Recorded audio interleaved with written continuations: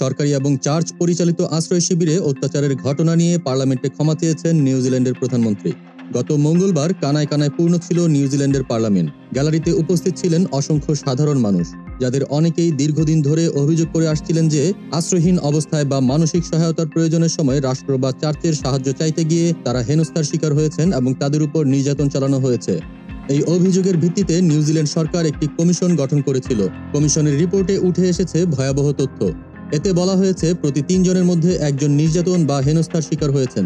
এই রিপোর্টের পরেই পার্লামেন্টে বিষয়টি নিয়ে আলোচনা হয় এবং প্রধানমন্ত্রী ক্রিস্টোফার লুকসন নিজ এবং পূর্ববর্তী সরকারের পক্ষ থেকে ক্ষমা প্রার্থনা করেন। তিনি প্রতিশ্রুতি দেন যে এমন ঘটনা যাতে আর কখনো না ঘটে সেই বিষয়ে কঠোর ব্যবস্থা নেওয়া হবে এবং তদন্তও হবে।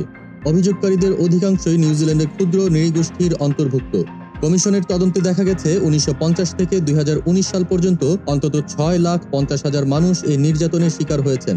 ভুক্তভোগীদের মধ্যে অনেক শিশু রয়েছে যাদের মানসিক ও শারীরিকভাবে নির্যাতন করা হয়েছে। বহু শিশু যৌন নির্যাতনের শিকারও হয়েছে। সবচেয়ে মর্মান্তিক বিষয় হলো সরকারি এবং চার্চ পরিচালিত প্রতিষ্ঠানে এই ঘটনা ঘটার ফলে অধিকাংশ ক্ষেত্রেই ভুক্তভোগীরা অভিযোগ জানানোর সুযোগ পাননি। কমিশনের রিপোর্টে বলা হয়েছে অনেক শিশুকে তাদের মায়ের কাছ থেকে জোরপূর্বক আলাদা করা হয়েছে এবং অন্যদের কাছে দত্তক হিসেবে পাঠানো হয়েছে। শিশু ও নারীদের উপর যৌন নির্যাতনের পাশাপাশি তাদেরকে বৈদ্যুতিক শক দেওয়া হয়েছে। কমিশনের মতে মূলত বর্ণবাদের কারণে এই অত্যাচার সংঘটিত হয়েছে এবং সবচেয়ে বেশি ভুক্তভোগী ছিলেন মাওরি জনগোষ্ঠীর মানুষ। প্রধানমন্ত্রী জানিয়েছেন যে এই রিপোর্টের ভিত্তিতে ব্যবস্থা নেওয়া হবে এবং ভবিষ্যতে এমন ঘটনা রোধে কঠোর পদক্ষেপ গ্রহণ করা হবে। দোষীদের চিহ্নিত করার কাজও শুরু হবে। দেশ জগৎ ইন্টারন্যাশনাল ডেস্ক।